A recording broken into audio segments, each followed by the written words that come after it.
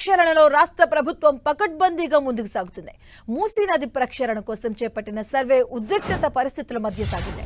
హైదరాబాద్, రంగారెడ్డి, మేడ్చల్ జిల్లాల పరిధిలోని మూసీ నది గర్భంలో ఉన్న నిర్మాణాలు, నివాసాలను తొలగించేందుకు రెవెన్యూ అధికారులు సర్వే కొనసాగించారు.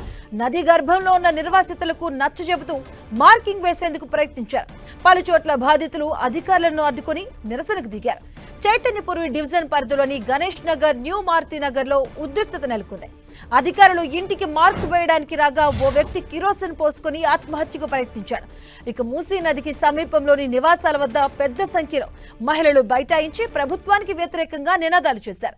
మరోవైపు సాయిబాబా కాలనీలో రెవెన్యూ అధికారులు నిర్వాసితులను ఖాళీ చేయించేందుకు డీసీఎంలను తీసుకురాగా స్థానిక బీజేపీ నాయకులు, మహిళలు అడ్డుకున్నారు. దీంతో ఇరువురి మధ్య తీవ్ర వాగ్వాదం చోటు చేసుకుంది. బహదూర్పురా లంగర్ హౌస్ లో కూడా పెద్ద సంఖ్యలో బాధితులు ఆందోళనకు దిగారు. లంగర్ హౌస్ లో పిల్లర్ నెంబర్ 102 వద్ద ఆశ్రమ్ నగర్ కాలనీకి చెందిన సుమారు 100 మందికి పైగా రహదారిపై బైఠాయించారు. నిర్వాసిత కుటుంబాల్లోని విద్యార్థులు విద్యా సంస్థలను నష్టపోకుండా ప్రభుత్వం ప్రత్యేక శ్రద్ధ చూపించనుంది. ఇవాళ్టి నుంచి 2 రోజుల పాటు సర్వే చేసి వివరాలు సేకరించనున్నారు. అంగన్వాడీ కేంద్రాలకు వెళ్లే చిన్నారుల నుంచి కళాశాలలకు వెళ్లే విద్యార్థుల వరకు వివరాలు తీసుకోనున్నారు.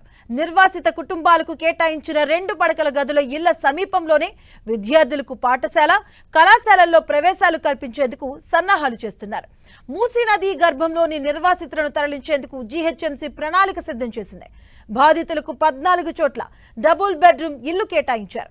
నిర్వాసితులను అందులోకి సురక్షితంగా తరలించేందుకు 14 మంది హౌసింగ్ సిబ్బందిని నియమిస్తూ జీహెచ్ఎంసీ కమిషనర్ ఉత్తర్వులు జారీ చేశారు.